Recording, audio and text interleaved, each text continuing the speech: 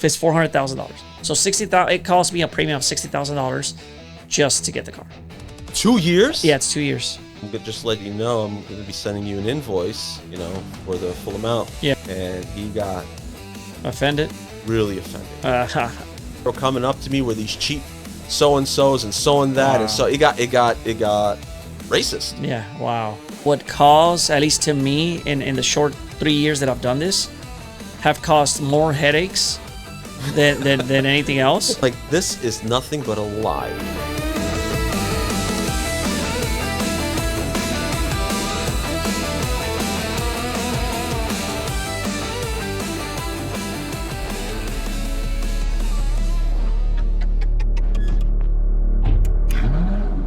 You want your car to last? We got you.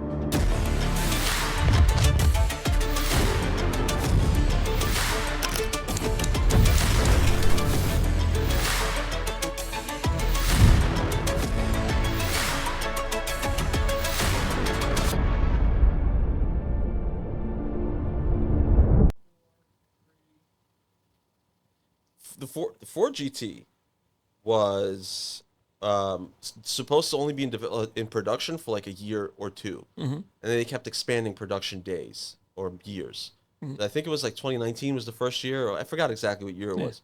Then like they added another year, and then they added another year. And that ultimately hurt the resale value of the Ford GT. So if you've got the potential for a Mustang GTD, right? Yeah, GTD, huh? And you're thinking to yourself, should I pay the 60 grand over? What's it going to be worth in a couple of years or maybe 5 years? Yeah. The answer is really depending on Ford. Yeah. There's no way to answer that question. Ford is very tricky the way they do their because cars. if they all of a sudden announce a larger allocation, yeah, which is the exact same thing that they did with the Ford GT, yeah, that's where it starts to hurt and devalue your car. Yeah. Right. Otherwise, I don't know what to tell you. Yeah. You're thinking about Supercar, or I just got the opportunity to buy GTD. Yeah. What should I do? Yeah. And to me, if the GTD, we knew for a fact this was going to be a really limited run car, I would tell you get the GTD. Yeah. But I don't know what Ford's going to plan on doing in about a year or two. Yeah, that's the problem, and they have they're testing another. There's a lot of spy shots. They're testing another GT500 Cobra. Oh, that too. Nobody knows what it's going to be. It's definitely the Predator engine, because I could hear the sound and the shifting. It's dual clutch transmission. You could tell right away. It gives it out, but or it gives it up. But it's the GTD with this opportunity that just came to me, because just to kind of backtrack, I originally, and I think I said it in the last video or in 2 videos ago, or 2 episodes ago, the GTD was something that I was very dead set on. I wanted a GTD, and I looked at, some of these videos, and I was like, oh man, because you have to give some type of presentation to get, chosen and all that stuff. And I pulled out at the last minute. A lot of it had to do with investment. I just didn't want to, because just to backtrack a little bit, I've actually had 2 allocations for GT500s previously with Ford that never got filled. Okay. And people are very confused about what's going on right now. We just did a cold open. Yeah. Well, time out. I thought we were gonna probably come back. Yeah. So the GT500s that I ordered, I had ordered a black one in 2020, never got filled, and I ordered a Grabber Blue in 2022, and never got filled. So the dealership, I gave them a huge deposit, 50% of the price of the car, and they held it for like 8 months.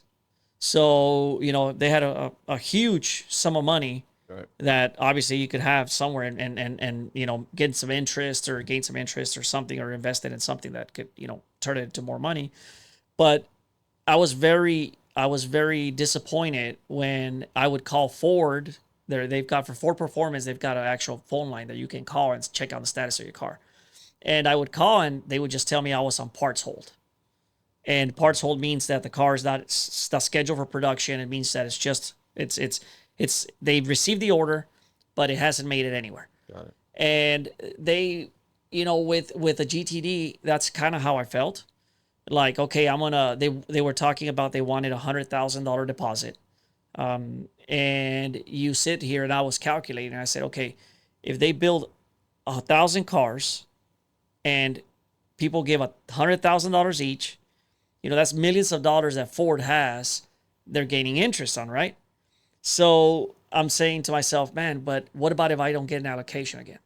I just put up all this large sum of money, sat there and with my hopes up that I was going to get this car, and then I get the same issue again where I didn't get the car. Yeah. So now, you know, obviously this opportunity that presented itself, it's the only color. Before I even got the window sticker of the car, I told my son, I was like, there's only one color I don't want. White. The white. Yeah. And White guess has what this got to is? be the most boring car. Yeah. Boring color on any car imaginable. And not only that, it's got a carbon roof spec, Does it have but carbon wheels? no carbon wheels. And Is that actually, a thing for GTDs? no, carbon wheels? magnesium. The magnesium wheels. Okay, still. But they are on back order. So they are shipping them with the base model wheels. Yeah. But this one here is not optioned out with I'm going to make an magnesium. executive decision. What's that? Get a real supercar. Yeah, yeah. I mean, it's that's the thing. You know, it's 300. Sticker on it's $339,000 Dude. Plus 60? plus 60. So you're looking at 400. Yeah. Yep. So it's $400,000. So 60,000. It cost me a premium of $60,000 just to get the car. Yeah. And from what I've been told, I fall under the same. You sign, you can't sell it for 2 years. 2 years? Yeah, it's 2 years. It's 2 years. Oh no, Yeah. absolutely Yeah, not. it's 2 years. Absolutely not. Yeah, I would so- not a chance in hell. You're would I. tied to the No, car. Yeah, if you don't no. like it, you're stuck. No, everybody, welcome to episode 4 of the Cars and Coffee podcast. My name is Arnold, Windermere Cars and Coffee. We are Cars and Coffee organizers in the Central Florida area. This is Hector, Cars and Coffee Winter Garden. Yeah. We are just outside of the Orlando metro Yep. area. Yep. And we were just talking about, he broke the news to me that he's got an allocation that just suddenly popped up for a Ford Mustang GTD. Yep. Yep. And at first I was like, you should do it, you should do it, you should do it. And now I'm like, don't. Because I can't imagine, holding on to a car for 2 years. It's not often that I've done that. Yeah.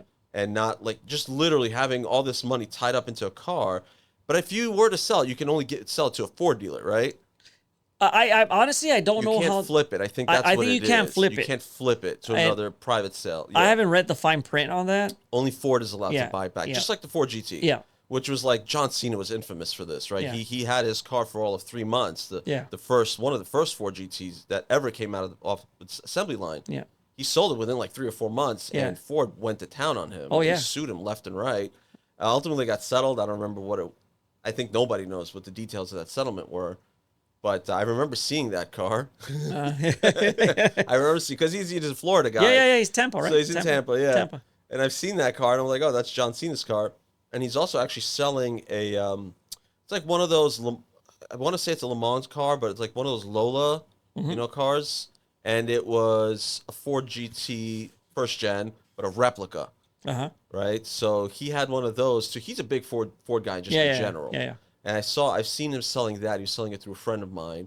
But 2 years to hold on to a car, and I know if you were to ever want to sell that car, Ford won't give you the premium. Yeah. Oh no, of course not.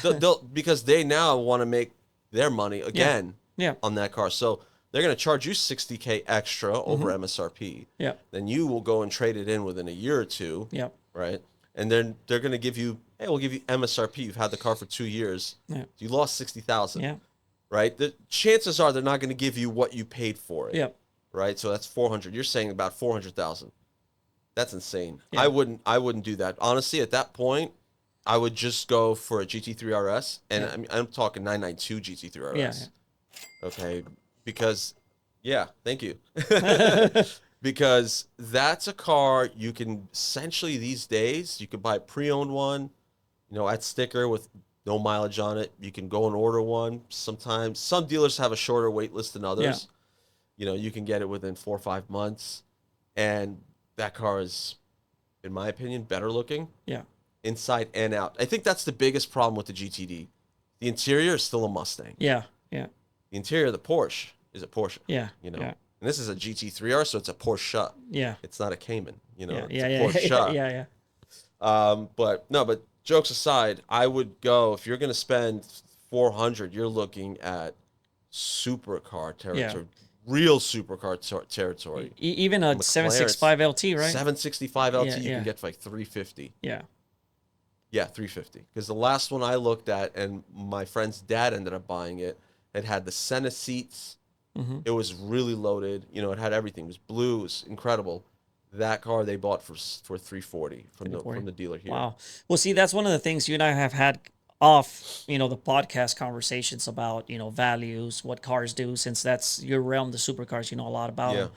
But, for me is what I look at too is if I get bored of this car in a year, Exactly. year and a half, Exactly. where am I going to be at? Am I going to lose 30 grand?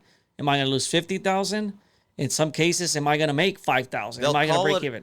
They'll call it a favor that they're giving you sticker for trade-in, Yeah. right? To be like, oh, well, here's a favor. We'll give you sticker for the car. But I paid 60 over sticker. Yeah, but well, we can't, dealer adjusted markups or whatever. Like, Yeah. We don't pay that. Yeah. When you come to trade it in. Yeah. They just, a lot of times they don't. They'll be kind enough and offer you sticker. That I sold my 911S. I had that car. It was a 2024. I had that car for all of 4 months or 5 months, right? I got sticker back for that car, but I didn't pay over, Yeah.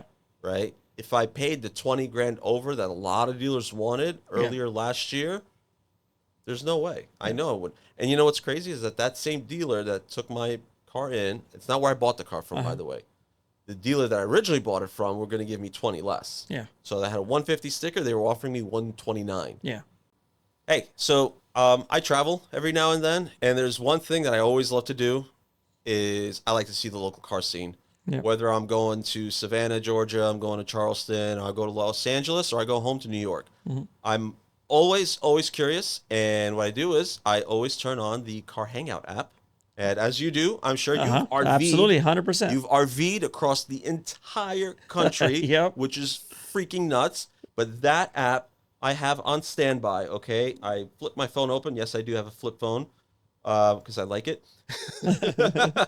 And I open it, and I go through it, and I see what's near me. And if it happens to fall within the time frame that I'm in that vicinity, I'll go check out a car show for sure. Yep.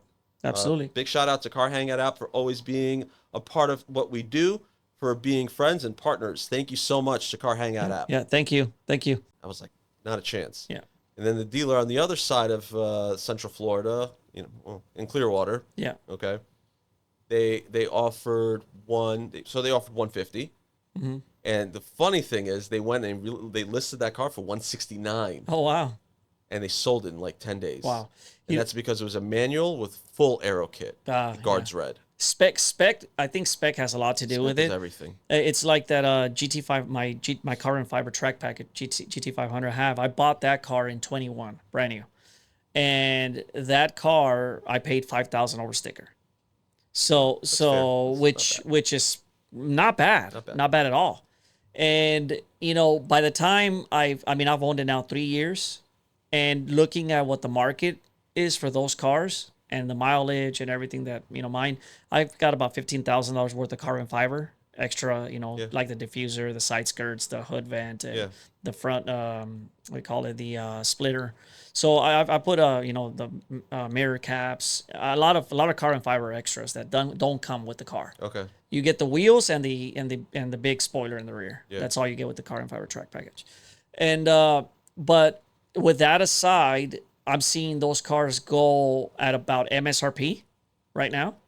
So, I've drove it for 3 years, had fun with the car. And if I were to sell it today, I'd get at least sticker for it. And so 5,000, $5,000 is that it would cost me That's to drive fine. for, You drove for a 3 car years. for 3 years. 3 years. That's a good trade-off. Yeah, you lost. Yeah. I've had that during the I don't want to use the word because I don't know how YouTube's algorithm is, but during the time when we were all confined to our homes, right? From 2020, 21, some of 22, in 2020 I bought a Jaguar F-Type R. Okay. Actually, I leased it because the lease program was nuts on this thing. And I drove that car for about 2 years, and I had the opportunity. My wife just gave birth to our second boy, and she's like, go get the McLaren.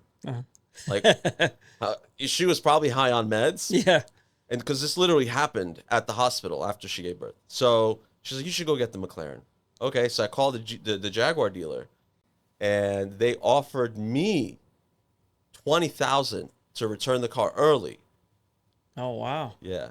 And I Wow. took that 20 grand. They cut me out a check. That day, I drove the car because again, we were all confined for Yeah, so yeah. long. Yeah. I drove the car for about 6,000 miles or so. Yeah.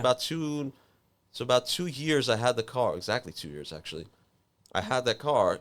I made money. Yeah, yeah, that's crazy because when in 2020, similar story to the GTD, the car that we spoke about on the last episode that got wrecked, that got totaled The in front, GT3 RS. Yeah. the no, the GT500, Oh, okay. my Your GT500, old yeah, GT500 the old that got wrecked. GT500.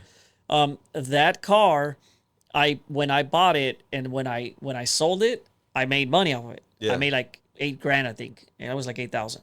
So it was insane because I made money off that car. And then when I bought the black one, I sold the silver one because I had the allocation to the grabber blue one, and that never showed up. Yeah. And so I was making room in the garage, and then I was like, okay, so I didn't have a car at all. So I went. There's a on YouTube. There's a video where me and my son went to Illinois, to Springfield, Illinois, to pick up a Mach 1, brand new Mach 1, handling pack, very nice car. And we drove all the way, ice storm. There was, I think we took about 6 hours worth of footage just, going up there. And anyhow, drove that car one time in a rally, didn't like it. It was too floaty. I didn't feel Mach comfortable. 1? Yeah, the Mach 1. And then, I bought this one, and my wife wanted an SUV, and there were no cars at that time, like nothing. Yeah. Like you could not find anything. So we found a used SUV. She ended up falling in love with it, and we still have it to this very day. And it's one of those things where during those times, unless you had a specialty car that someone backed out of, because that's what happened with the silver GT500, that you really couldn't get anything for a decent price. Yeah. And it's insane how that works. Yeah. But going back to the GTD story, my biggest fear, and obviously if we couldn't afford one of those cars, we wouldn't even be looking at one. But it's my biggest fear is getting into something where you're stuck and you lose $50,000. 100%. I've heard it. I've heard it 100%. being in the cars and coffee scene. Yeah.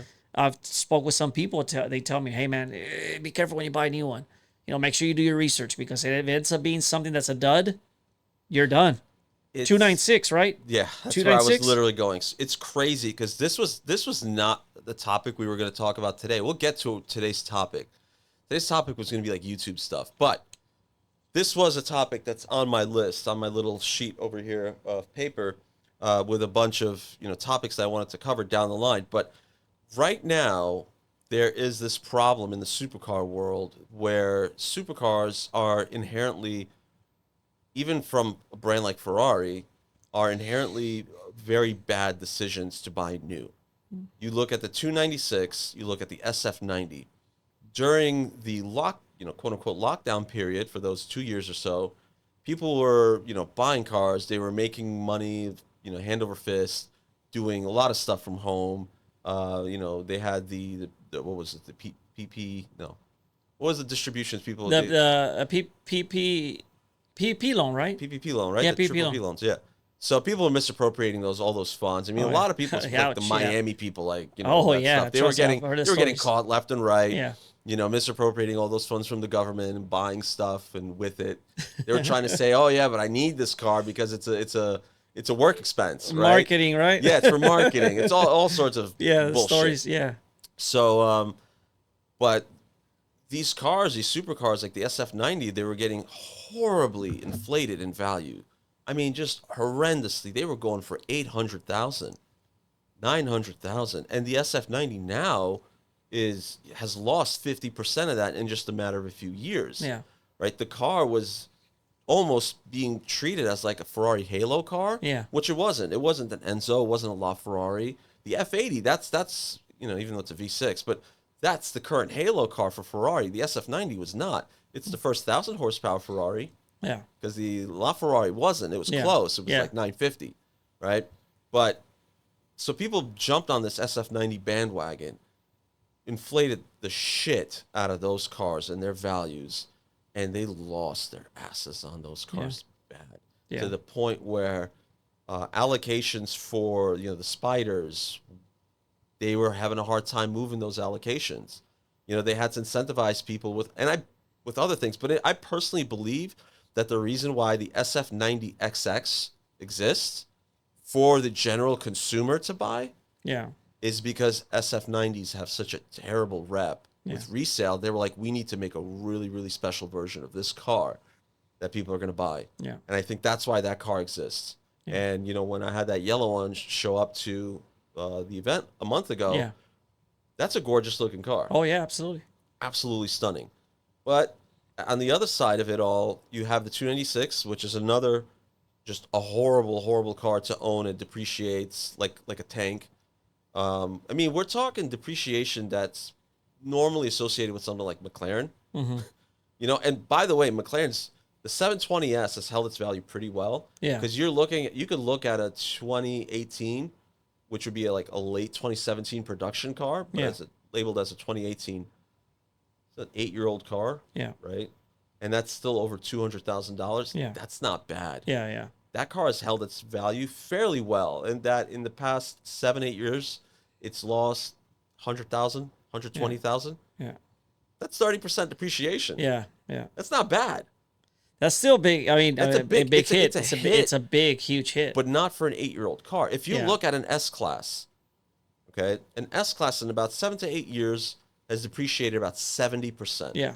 If I were to go and look at a 7-8-year-old S-Class, it's probably about a $35,000 car, down from about $100,000. Yeah. Right? That's 70%. Yeah.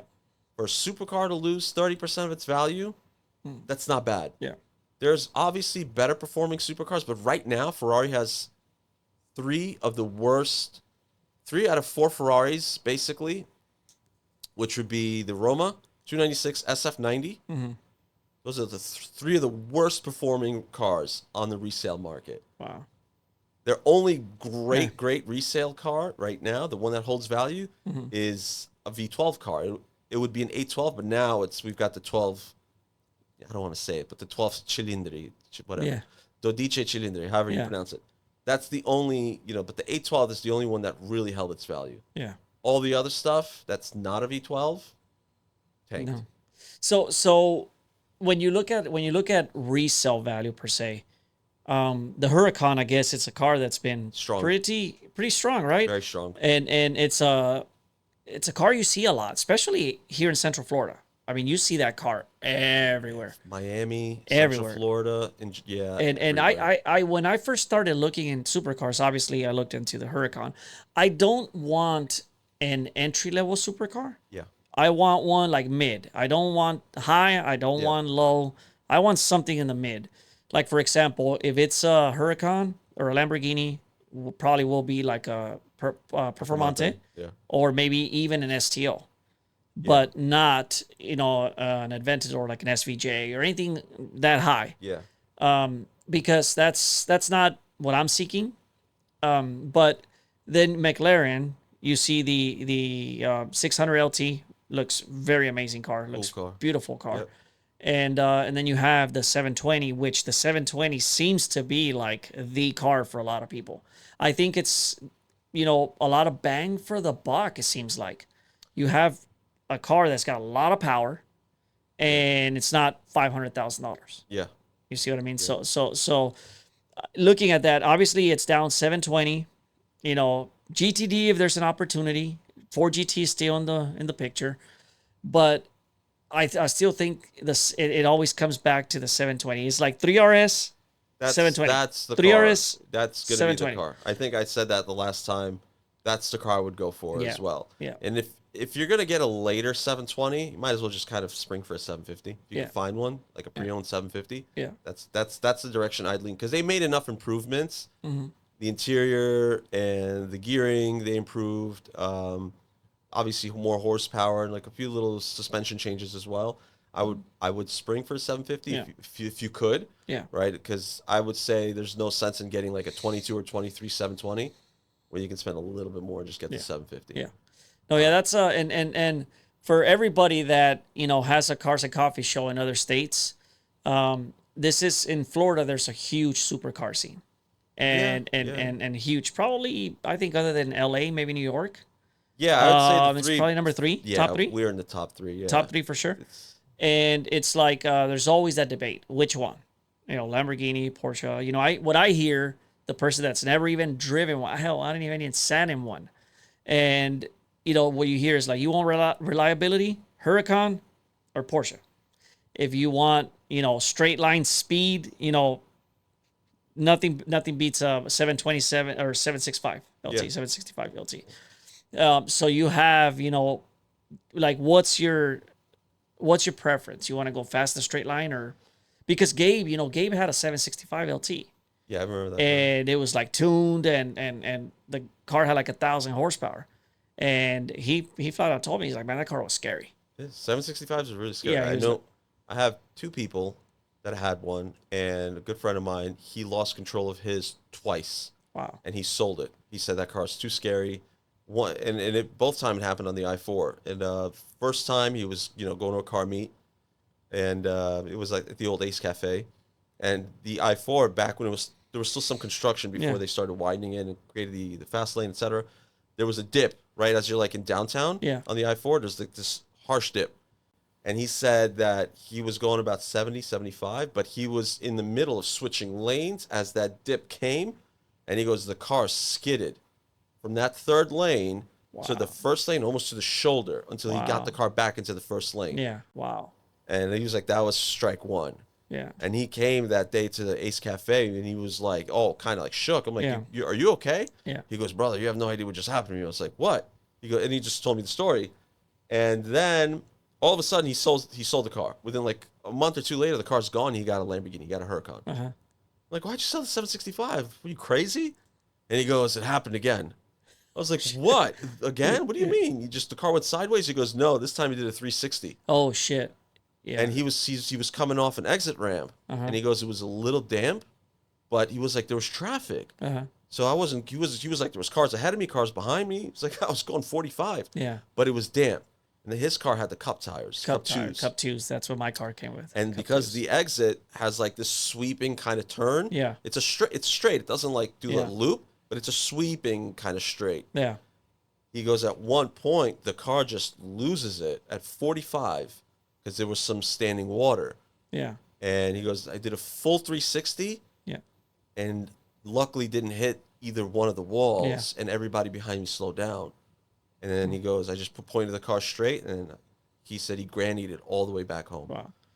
And Yeah. he goes, I sold it. He took it to the Lambo dealer. Yeah. He said, just give me the Huracan. Yeah. No, the Cup 2s are dangerous tires, man. Yeah. The GT500 Car and Fiber track pack comes factory with Cup 2s. I took them off. They don't get it. I took them off and went with 4S's. Yeah. Just because it's Florida. You Yeah. know, we have these showers. Yeah. If you're cruising somewhere, next thing you know, a shower hits you. Oh, no. You're slipping I and ripped them sliding. off. Yeah. Yeah. People don't understand. They think it's cool. Yeah. No, it's. Yeah. It's cool for a track. Yeah. It's great for a track. Yeah. But the second it starts the way it rains here. Yeah. It's dangerous. Yeah, it's Cup very 2s dangerous. will kill you. Yeah, they will. There was a Ford GT going to a Cars and Coffee in the Sanford Lake Mary area. I don't know exactly which Cars and Coffee it was, but it was a Ford GT 05, 06 model. Oh, okay. So, all right. Yeah, I'll tell you what happened there. You know that was story? that was my friend's car. Good friend of mine. He's a foreigner. He has like a Carrera. He had a Carrera GT, Lexus LFA, Ford GT. Yeah. And he was going to one of the Cars and Coffees. Yeah. I'm trying to remember. It may have been mine. And he is a very, very rambunctious driver. Yeah. Yeah. He's an older guy. Yeah. Comes from tremendous family wealth, but he himself is just a very smart guy as well. So he was driving the car, and it wasn't damp. It was fairly dry, but he was going fast. But the reason why that car crashed is because he was driving on factory tires. Yeah. So Yeah. They were 18-year-old Yeah. wheels, tires. I see. Factory, original rubber. Yeah. You know, and the crazy thing is that one day, Freddie and I, Tavares and I, we went to his garage because I wanted to show him his garage, and it was not too far from Freddie's house. Yeah. He lives in Mount Dora, right? Yeah. Mount Dora area. Yeah. Yeah. Because I used to live in Mount Dora. Yeah. So he wasn't that far from Freddie's shop. So I was like, dude, I got to show you this guy's cars. And he also had a Black Series, SL63 Black Series. So I was like, you got to see this guy's collection, or CLK63. So we go, and he was like, these cars are original. I think the Carrera GT, he took the wheels off the Carrera GT to preserve them. He had HREs on that car. Okay. But he goes, the Ford GT has original everything, including the tires. And we were like, it's kind of dangerous. And he drives that car. He was like, it's fine. It's okay. It's not a big deal. And then sure enough, like two or 3 years later, that happened. Yeah. You know, it was very sad. He sold all his cars. Oh, did he? He sold everything. He had an SLR that was a one-of-one convertible in some crazy almond color. I may have even been called almond. I forgot. But it was like this crazy almond type of color. It was gorgeous. Yeah. But he sold everything. I don't know why. It's been a while since I've spoken to him. Yeah. But he's always been extremely nice. And obviously, you know, when I had the concourse, he brought a couple of cars, I believe, to the concourse. He's just a great guy. I felt bad for him, though. Are you ever going to do the concourse again? I know that you get to ask that question. I wanted to. I missed it year. that time. I was out of state. I wanted to. I still do, and I will. It'll be with most likely another group of guys who are like a collection of supercar owners. Yeah. Who are, one of them is putting on an event this year. He was like, "Let's do like a concourse," and I'm like, "Oh, you're telling me we only have about 4 months to plan this?" I was like, "I've done this once at 4 months planning, and it was successful, but I wasn't satisfied with it. People loved it, but me looking back, I'm harsh on myself. So I look back and I knew everything that was wrong with the show. Yeah. And there were certain things that were wrong with the show that were out of my control. I mean, I could go on. You want? I'll give you the details. Okay. So this was another thing I was going to talk about. Since you brought it up, I'll go into it now. I'm curious, probably like a lot of people are. Yeah, because a lot of people, I'm pretty sure, hit you up about it. Yeah, they do. Yeah. I get it a lot. Yeah. Very, very often. Sponsors that sponsored it a few years ago, they ask me about it all the time. Yeah. People who were there at that show want me to do it, and they want to collaborate with me, which is how this kind of came into play. Yeah. So there's this group of guys, shout out to Supercar Mindset, and my good friend Demetrius, he and Brody, who was one of the founders. They approached me as we became like very, very good friends with these guys, and they were like, "Hey, would you like to partner up with us on a big event?" You know, I said, "Sure." And they had an idea to do it at a very, you know, well-known hotel in the area, and I don't want to put the hotel on blast because it is a fantastic hotel, but somebody else used to do events at that hotel, and I said, I don't want to look like we're trying to copy them, even though this show is no longer at this hotel, or step on their toes or whatever. Yeah, and exactly. I was like, somebody already did events at this hotel. Let's do something different. And I said 4 months is not enough to plan a spectacular show. It's going to look like a Cars and Coffee. Yeah. And the unfortunate reality was that the old events that were at this hotel, 95% of the cars there were the same cars that showed up to my Cars and Coffee. I'm talking the same Ferrari, right? All the Lamborghinis, all the McLarens, even the P1 and the Speedtail. McLaren used to bring out all that stuff to my Cars and Coffees, right? So even the $2, $3, $4 million cars, you know, and I mean, I had, like I said, you know, I hate to toot my own horn, but I had an event of regular Cars and Coffee where I had the P1, the 918, two LaFerraris. One was an Aperta. Yeah. Right? I had Speciale. Yeah, you get hypercars. I said it a couple episodes ago. And this was all just one event. Yeah, you get lots of hypercars. At a cafe, right? That was what that event was at this hotel. And they were charging people for that, right? Wow. So a lot of people were like, I didn't want people to associate whatever I did at this hotel with the old event that used to go out or go down at that hotel. Yeah. So I told D, I said, dude, let me think of something else. Let's think of something. Let's do it more exclusive. I don't really want to do it at this hotel.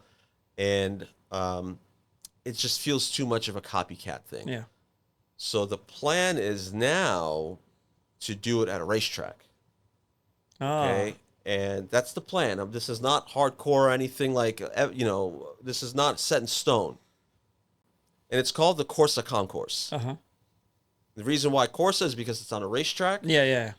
And I want to highlight race cars, Mm-hmm. supercars, and if I can, find old supercars like a Bentley from the 30s and 40s, which was the supercar of its day because it was a race car. Yeah. That's the type of thing I want to do. Lime Rock has a concourse called the Lime Rock Concourse in Connecticut. They do events like that, and so does the Bridge, which is in Bridgehampton, where they really focus on thoroughbred, race-bred cars, and that's what I want to do next year. Yeah. I had a not so great experience with a couple of sponsors during the concourse in 2023, and I have no problem sharing these stories. Basically, one sponsored, and everything I have proof for. I have receipts, text messages, all the proof you need to justify my story. One sponsor said they wanted to exchange services as opposed to paying, but I couldn't do that because the concourse is an LLC, and I had two partners, and I had to pay them. Correct. Right? I had to pay them their allotted amount within the LLC. So I told that sponsor, no, but you could. This is the rate. Yeah. They wanted to, PPF something on my car, and I said, no, I'd rather pay you in cash. Yeah. How much is it? $500. Cool. I'll drop it off. I'll drop off the car and I'll pay for it in cash. So there was some complications. So I paid a little bit more because this bumper was repainted, but it was a brand new bumper. It was from M Ford. If anybody's familiar, it's for an Adro kit. When they applied the PPF, they did an amazing job. Literally wonderful work. But there was one little area that started to what they call finger, and so they told me to bring it back. And when they were trying to adjust it, I think she started to lift it, and the clear coat started to come up with it. Has nothing to do with the shop. Yeah, just the way the bumper must have been sprayed. Yeah. So I called the body shop. He said, "Hey man, the clear coat started to come up," and he goes, "Well, I didn't know you were going to PPF this thing." Like, that's silly, You see how expensive this bumper is. Of course, I'm going to protect it. He goes, "Okay, I'll respray it, but I can't guarantee it for the second time. I won't respray it if it happens again." Yeah. Fine, So the shop was nice enough to take everything off the car, drop it off at the body shop, and I paid them $250 for the trouble. I said, "Do you need any more?" No, we're fine. Don't worry about it. We'll redo the PPF. Yeah. Cool. So came time, the amazing work. Yeah. It's the girl that works there. She did one of the best PPF jobs like I had seen. And this is a very complicated, the Adro bumper is very complicated. So when it came time to pay for the concourse, concourse came and went. I don't hear from them. Now, I gave him the benefit of the doubt, and I said, "Hey, I'm just to let you know, I'm going to be sending you an invoice, for the full amount." Yeah. And he got offended. Really offended. Really offended. Wow. And he said, "I'm not paying you." I said, Why not? Because we had an agreement.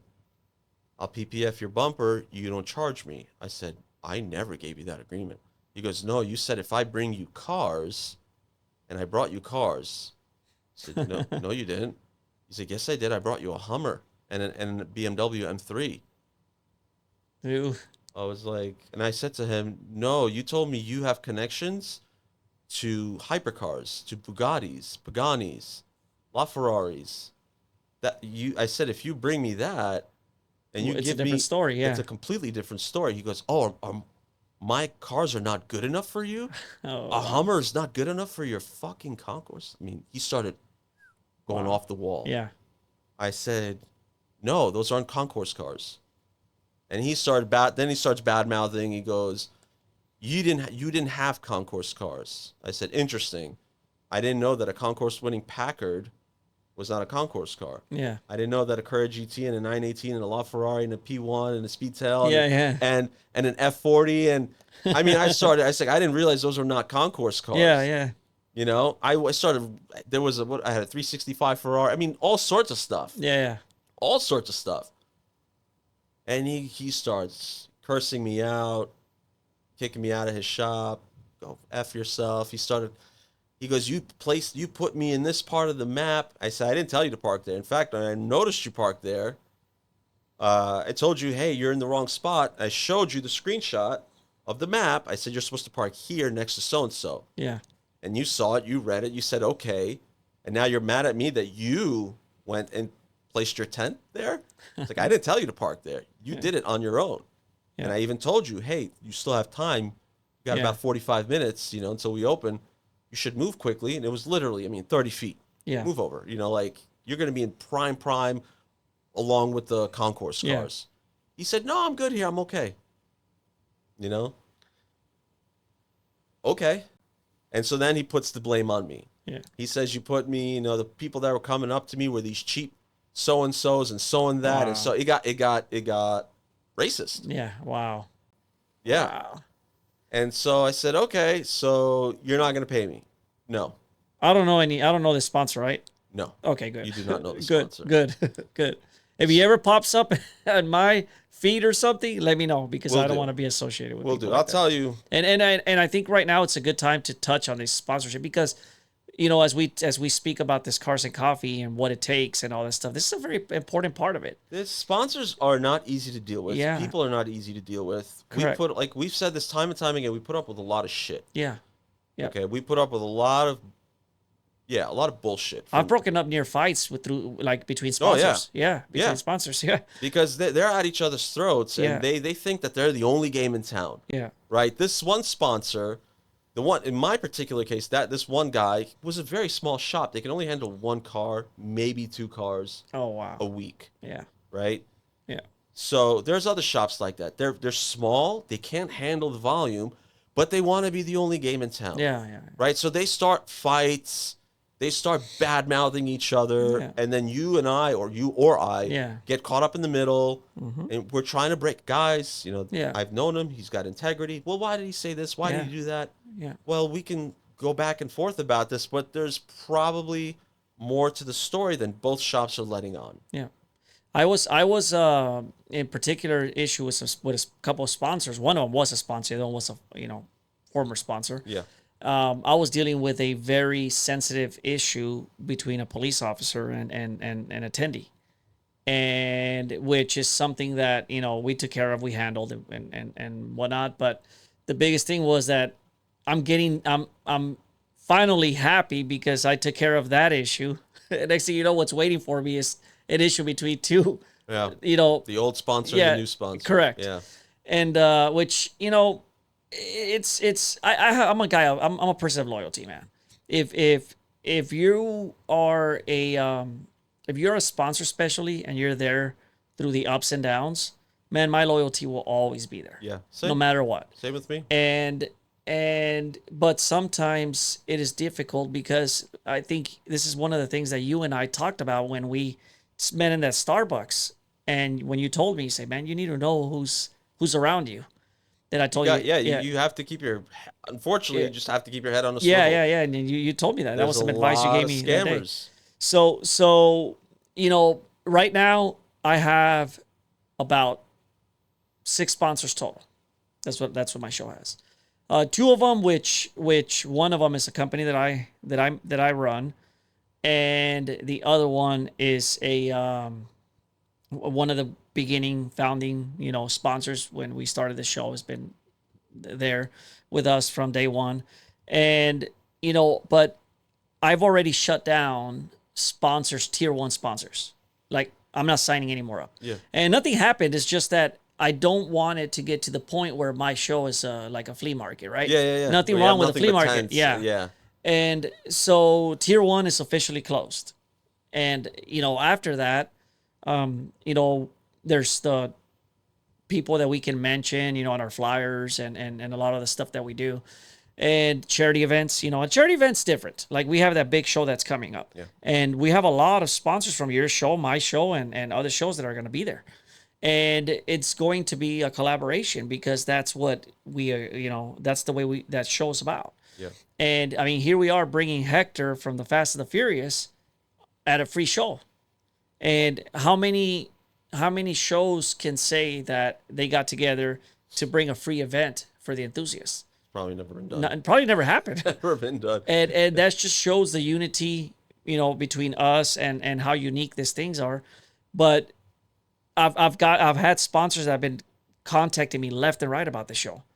And I'm pretty sure you've got the same. As a matter of fact, you did. You told me the story about one particular one, right? Let's not mention names, but the that was competing.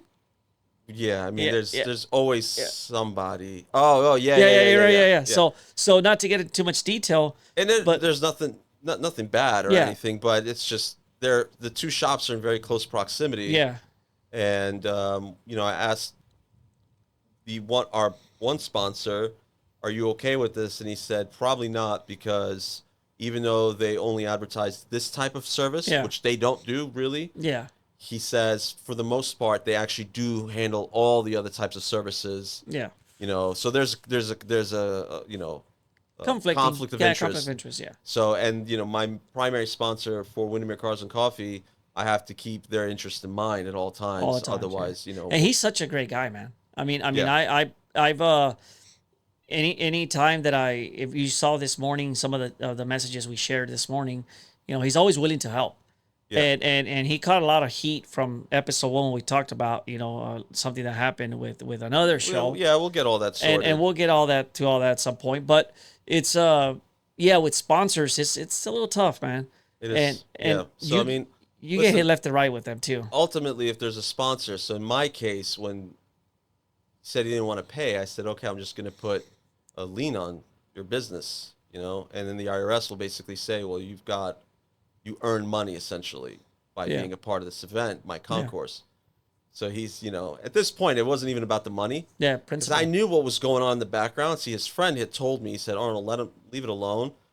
That there's a bit of a personal issue happening in the background. That's why he doesn't want to pay. It's not about the money. There's something else happening with the business. So just let it go if you can. I said, well, no, I'm not going to let it go. And I'm not like going to pretend like, I stand on business and all that stuff. I stand on principle. Yeah. And I wanted, if the guy was honest with me and say, hey, here's what's going on with the business right now, I would have let him, sure, no problem. I would have left it alone. You're going to be nice to me. But you flipped a switch on me when I never even raised my voice, didn't even curse at you once. And this person is in my face flipping the switch, cursing me out, trying to kick me out of the store. My friends are also standing outside because I had to collect the original bumper Yeah. that he still had for the BMW. And they're outside and they're watching this go down. Eventually, I walk out and they're listening now from their car. And he goes, you're going to put a lien on me? Okay, so he goes inside, starts writing a check. It's taking him 10 minutes to write a check. But he's also on the phone, which was really weird. And he finally, after 10 minutes, he finally comes out and puts the phone down. And it occurred to me, I was like, he probably called the bank to cancel that check number, Yeah. right? And he goes, if I'm going to pay you, I'm going to put a lien against you. I was like, how so? I was like, I have irrefutable proof that I did nothing wrong. Yeah. He goes, well, I'm going to do it. I'm going to do it, right? So he's just standing by my car as he hands me the check, right? And I'm getting in my car. As I'm getting in my car, he doesn't see me at first. I'm ripping the check up because I don't need it. I didn't need it. Yeah. I know what's going on with his situation. It was the principle of the matter. But I'm ripping the check up, and he's in the window of my car talking, blah, blah, blah. And I just go, Wow. Yeah. threw it at him. Yeah. I said, enjoy your money. I never needed it to begin with. Yeah. Be honest. Yeah. Okay. Yeah, that's the problem. I mean, I've had sponsors who day one, they left. Probably I say day one, but they were there day one, and they've since left. And here we are now. We're the show. I mean, you were at our last month's show. We had 600 cars, and it was a massive show. And now they're probably like, hey, I mean, I've actually had one of them contact me and say, hey man, I'm ready to come back. Nah, brother, we're good. Had the same. And it's because now, now that we're growing and we're bigger, we're You're known. established. Established That's is the what word. it is. Now you want to be part of this? Yeah. That's crazy because number one is, as you and I always say, we don't do this for the money. I mean, if we started calculating, it's buddy, we put money out of pocket. It's for the camaraderie. Yeah, absolutely. And it's great because, we've talked about it before too, is you get to meet people, you get to network. Yeah. And that stuff is priceless. Yeah. That's priceless. But it's but sponsors, I think sponsors are what cause, at least to me, in the short 3 years that I've done this, have caused more headaches than anything else. I mean, just some specific ones. I've disconnected from them. I have nothing to do with them. Yeah, I know. I've got You don't have those sponsors. Yeah, anymore. I know. I have great sponsors. Yeah. Because I will tell you, one of the things that I do now when I'm gonna hire a sponsor or bring a sponsor on, I actually do Google reviews. That's what I do. I look to see, and I tell them one of the requirements is you have to take care of the people. Yeah. If you're going to gain business out of our Cars and Coffee, we need to make sure that the people that you're picking up from this show, you're taking care of them. I'm not telling you give them a discount. I'm not saying treat them like kings. I'm just saying be fair to them. Be fair. And we had one where he took the car somewhere. I'm not even gonna mention names because it'll create some drama. Yeah. But took the car somewhere. The hub of the car, they stripped the bolts, and they have put some PPF on there, and the PPF got it got sold as xpel. Oh, but it wasn't. It was a Chinese knockoff. Chinese knockoff. I know the story.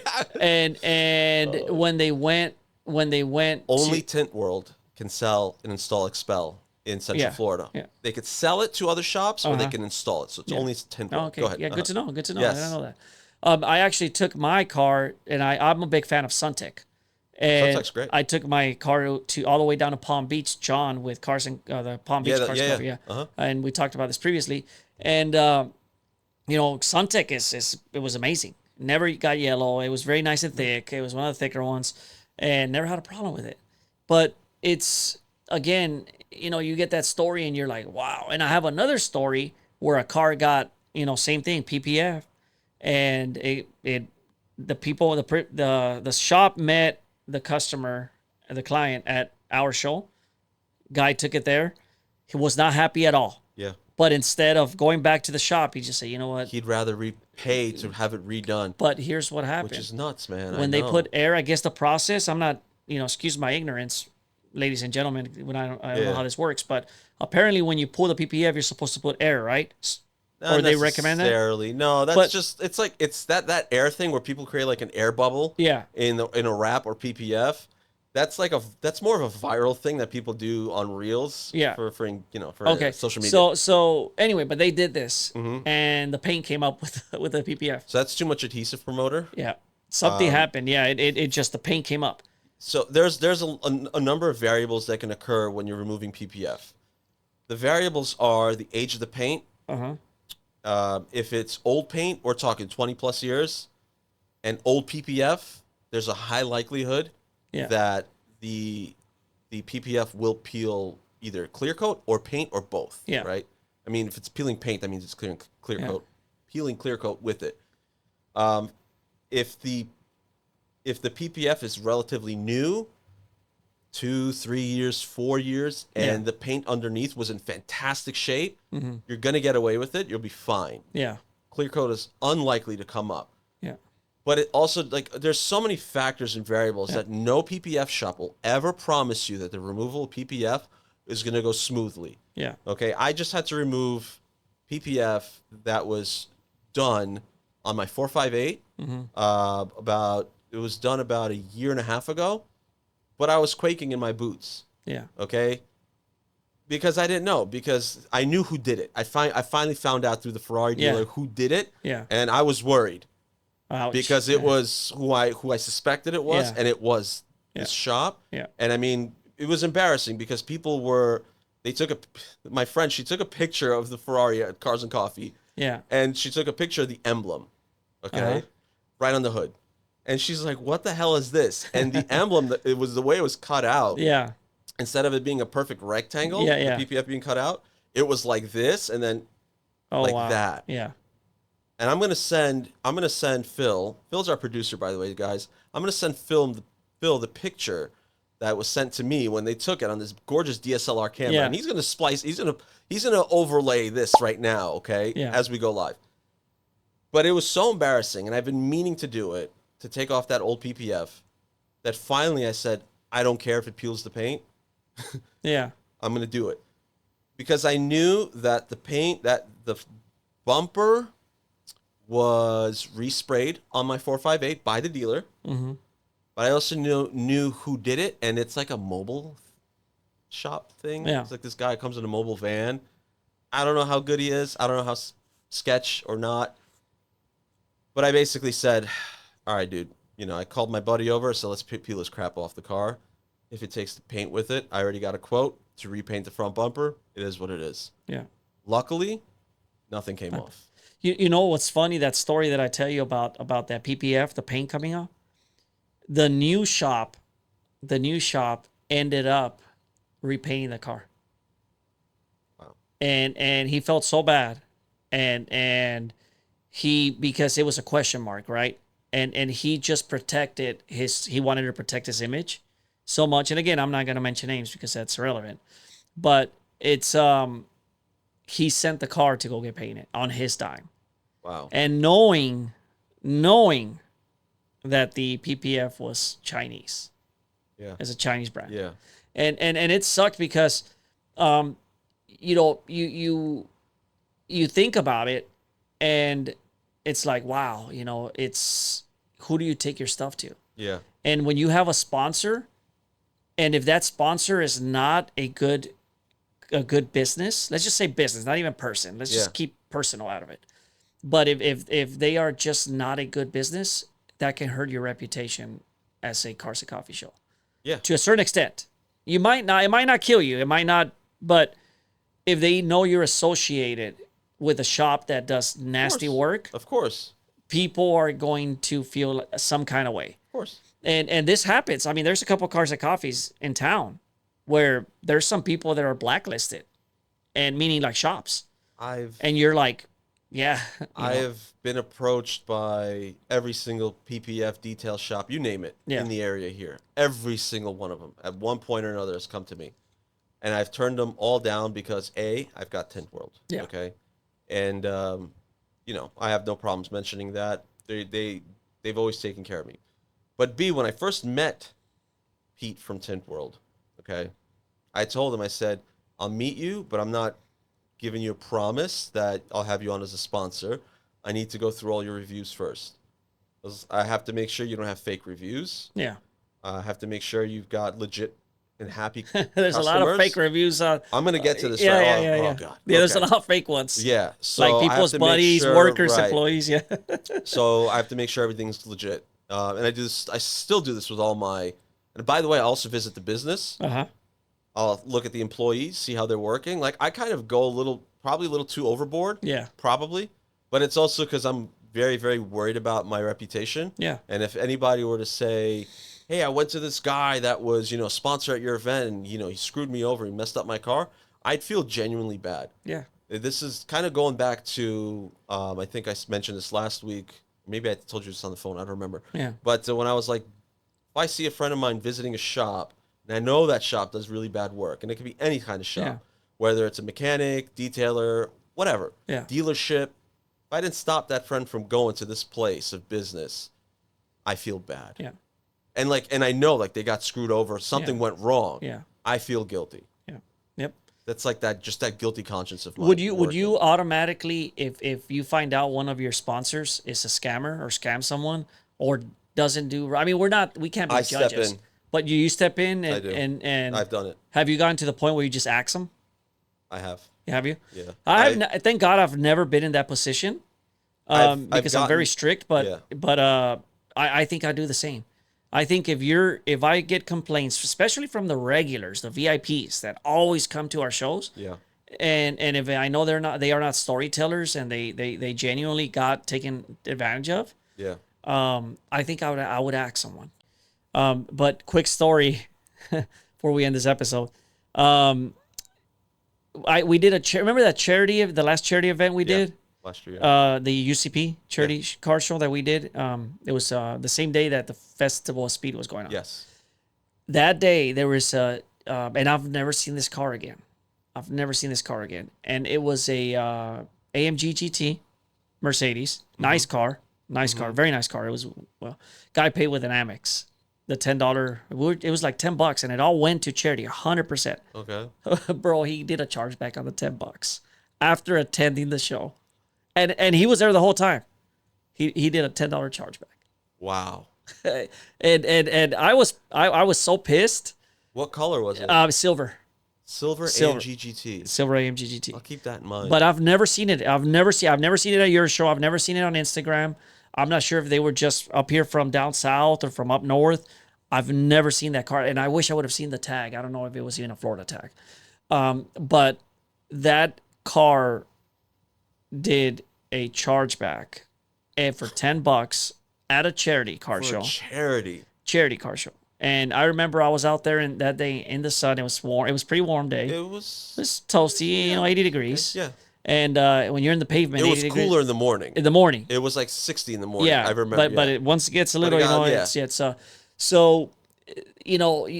that chargeback, and I was like, Who does a $10 chargeback driving a and I've got proof of all this. I'll show it to you. I was so pissed off that I went through all the pictures of the show. I took all the pictures. I took where he actually paid with his card, and I sent it to it was Amex. It was Amex. I sent it to Amex, and they reversed it. Yeah, so they reversed the $10. Good.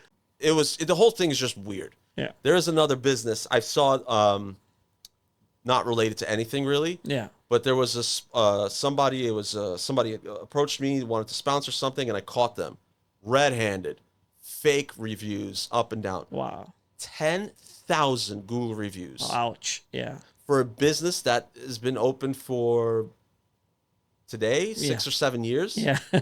Right? Yeah. 10,000. And what they sell is very specific. Yeah. And there's no way they sold 10,000 of this product. No right? way. And so what I noticed in the pattern was, from newest to oldest, was every 20 to 30 minutes, new review. Yeah. New review. Yeah. New review. Every 20 to 30 minutes. Yeah. There was a new review. And it was complete horseshit. Yeah. All of it. Yeah. If you filter it by lowest, that's where the experience becomes more realistic. Yeah. Because the consistency of those poor reviews was so legit. You could tell, like, this is a very shady place, you know? And like I said, in 7 years that this business had been open, there's no way they moved 10,000 of this particular product. Yeah. And I'm like, this is nothing but a lie. You know the company that I run, we've been in business. You can plug it. We've been in Superior Sheds. Everybody knows. Go for it. I work for Superior Sheds. I run Superior Sheds. I have a co-VP. We're co-VPs. We run the company. And company's been around 30 years and has installed over 150,000 sheds. And we don't have 10,000 reviews. Yeah. Over 150,000 sheds in the state of Florida. And we don't even have 10,000 reviews. I could probably pull up like a Chevy or Toyota deal, like a high volume dealer. Yeah. They might have 10,000, but they've also been open for 20 years. Yeah. If not more, depending if it's a legacy dealer here in the area. Yeah. But I could probably do one of those things, and you'll have thousands of reviews on dealership. Yeah. But a small little store that's selling this one particular product, I was like, what a red flag. I was like, there's not a chance. I don't even think I don't remember if I called them out. I just ignored them. I think ultimately never got back to them. Well, you almost have to create partnerships. Like for example, you know, we have D. We the one we have. Yeah, D. Car Hangout app. Yes. And D's a partner. He's not a sponsor. He's a partner. He's a partner. You know, this podcast is in association with. We're gonna play that. There it is. There it is, right there. It's in association with the Car Hangout app. Yep. Okay, because we use it. We are registered members because obviously we both organize Cars and Coffees in the Central Florida area. Yeah. There are other Cars and Coffee organizers that are part of the Car Hangout app. It's super simple, super easy to use. Honestly, it's a tool, and I know Pete's not here. Yeah. Our co-host Pete, Yeah. our moderator Pete. He's not here, but I know he's using it right now. He's in Car Week. Absolutely. He's in Monterey. He's enjoying the festivities. We couldn't get a good enough connection to talk to him, but he's going to bring us some footage. Yep. So, but I know that he's using it there because there's all sorts of like pop-up stuff going Correct. on there right now because the quail is not cheap. Yep. It's like over $1,000 for a ticket. Yeah. And so I know that he's using Car Hangout app right now. And let me tell you something about D. D, he's genuine about this app. I mean, like he really wants the app to grow. He doesn't care about the money. He's not doing it for the money. The guy, you know, he told us his story and how, you know, he got his dream car and the same day he found out he was having twins. So he was like, oh shit, what do I do? That last time, yeah. And he's such a genuine guy who actually he's on a vacation. Like he went on like a month's vacation with his family because he never, you know, takes vacations. And he actually reached out to me yesterday just to tell you, you know, what kind of guy he is. And he said, "Hey man, I hope Arnold's okay." You know, he said, I saw with, taking a little bit of a, I enjoy the show. Hiatus. Yeah. And he said, I hope he's okay. And I said, no, everything's fine, buddy. I had Arnold just wants to, you know, chill, lay back and enjoy the show, socialize a little bit. Yeah. And he deserves that. And, but he kept saying, you know, hey guys, you know, you know, just let Arnold know, I really, really, really want this app, not for me, but for everyone. And if anybody has feedback, if anybody has ideas, let me know and we'll plug them in. And I've been using it. And man, if I'm out of state and I want to see where these shows are, I mean, it's very simple. Yeah. And even if you plug it in here, like I said, he had our shows on there before we even met him. Yeah. And we didn't know he even existed. Hey, next time you go RVing across the country, you can use that. Yeah, that's you right. did that a few months ago. That's right. Well, we didn't know about it at the time, but now we do. Yeah, and I'm glad because he is going to join us in September.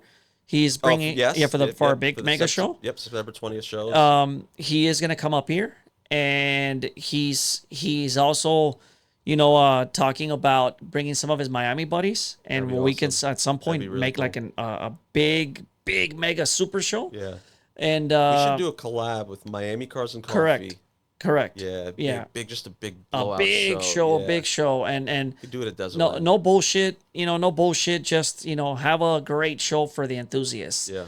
And Desertland is an amazing. Thank you, you know, Desertland for always. I'm going there tomorrow support, to meet with Michael Deser. Yeah. On a possibly top secret event. Nice. Yeah, I don't know what. Yeah, it's very interesting. We'll see what's going to happen. Nice. And he, you know, they really want the car scene. You know, it's the same thing. Desertland's the same way as D with the Car Hangout app. You know, these are companies who want to collab and not only collab but like partner up with us to help us bring an actual true car scene to people. Not a money grab, not a, you know, I want to get rich off this scheme. It's getting rich off of car shows. It's not. Can you make money? We had this conversation. You can. But I'll be honest with you. By the time you invest your money somewhere else, start Besides a different business. Yeah, start a different business. Yeah, start a real business. Parking paying to park in a parking lot is an insane idea. Okay, it's an insanely stupid idea. Okay, because I can go to any parking lot and pay nothing to be with a bunch of friends. I mean, the cops might eventually kick us out. Yeah. But if we're nice enough, they won't. Yeah. You know? Yeah. And I've done that back in New York. I've done that a handful of times. But, you know, we didn't get to touch on a few subjects, the YouTube stuff being one of them. We'll probably have to hold off until the next week. Yeah. We kind of got into a bit of a groove, as we normally do. Which is great because this is genuine, guys. I mean, the stuff we don't script this. We don't script this. We really don't script We don't any script of this. this We at all. have an agenda, I guess you could say. A bit of we have topics, and I have these subjects and topics written down here, right? There it is. And then here. Yeah. And eventually I crossed off the stuff that we've already discussed. And yeah, I mean, we just kind of pick one and we go with the flow until we're out of time. And we try to keep these to about an hour or so and not go over, but we've gone over about by 10 minutes. Yeah. Right. So, but it's all genuine stuff. It's all, I hope that everybody, you know, really sees what we go through and sees some of the stuff. Like I said, some of these stories we share, you were not aware of and I wasn't aware of.